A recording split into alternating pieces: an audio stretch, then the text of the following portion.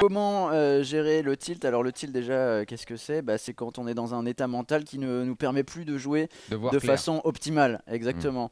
Et comment gérer le tilt en tournoi? Moi j'ai tout de suite envie de donner la parole à Fabrice parce que là c'est vraiment une question d'expérience et lui il travaille ça en permanence comme il a dit, plus que la technique. Donc toi Fabrice, comment tu gères Est-ce que ce d'abord, tilt? est-ce est-ce qu'on y échappe? C'est-à-dire, est-ce que toi, qui joues depuis des années, est-ce que toi, tes gars dans ton team, c'est plus une question qui les regarde? Est-ce que, pardon, cette partie technique, eux, ils sont totalement étrangers à ça? Est-ce que le tilt, ils ne le connaissent plus? Est-ce que c'est plutôt des mecs comme moi, joueurs récréatifs, qui sont sujets à ça? Ou est-ce que c'est encore présent pour vous, ce genre de problème, Fabrice? Pour moi, Ou, ça c'est concerne 100% des joueurs de poker, le tilt. Après, je sais pas ce que Fab en pense, mais... Alors pour moi, c'est une question très très présente d'actualité à chaque fois que je joue au poker parce que c'est quelque chose qui me touche. Mais avec l'expérience, tu peux pas, tu contrôles pas plus l'émotion.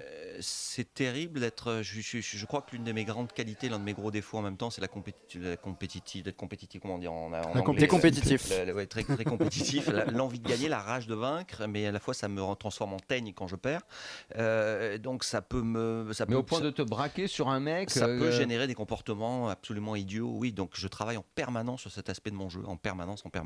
C'est dingue qu'avec ton expérience, tu sois. Finalement, moi, ça me rassure que tu me dises ça. Ouais. Parce que quand ça m'arrive, je m'en veux, je me trouve minable de céder à ça. Mais qu'un mec comme toi, avec ton expérience et tes victoires, Stéphane, tu bosses là-dessus. Tu sais, tout le monde est un humain avant tout, donc les émotions font partie de notre panel à tous. Et on est tous forcément affectés par les émotions. Ouais, mais quand tu les vois, ils ont plus l'air humains parce qu'ils bougent plus. Ouais, mais ils l'ont plus, mais ça veut pas dire que Intérieurement. ce qui se passe chez eux et dans leur dialogue interne et dans leur corps et au niveau de leurs émotions, chacun vit des émotions et le tilt, il est encore une fois, il peut être à des degrés différents. Il y a des joueurs qui le gèrent naturellement un peu mieux que d'autres, mais je suis convaincu que tous les joueurs sont sujets au tilt à des degrés différents.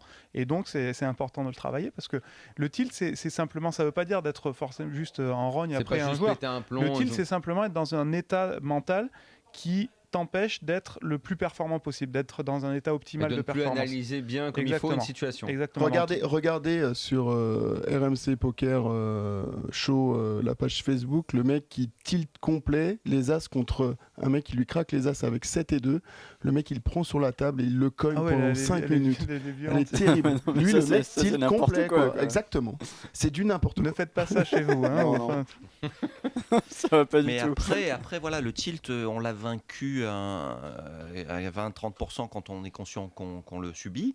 Moi, je sais le reconnaître aujourd'hui et j'ai énormément progressé dans la manière dont ça affecte mon jeu ou ça n'affecte plus mon jeu. Parce que ça l'a affecté pendant des années, je veux plus que ça se passe, donc je m'interdis que le tilt affecte mon jeu. C'est facile à dire, c'est moins facile à faire, donc j'applique des techniques de respiration, j'ai fait du yoga. Oui. Oh, d'ailleurs, là, le PT, là. Le mec, comment il s'appelle? Celui qui termine deuxième, justement, l'amateur Bernice. Oui. Mais c'est quoi cette façon avec sa respiration.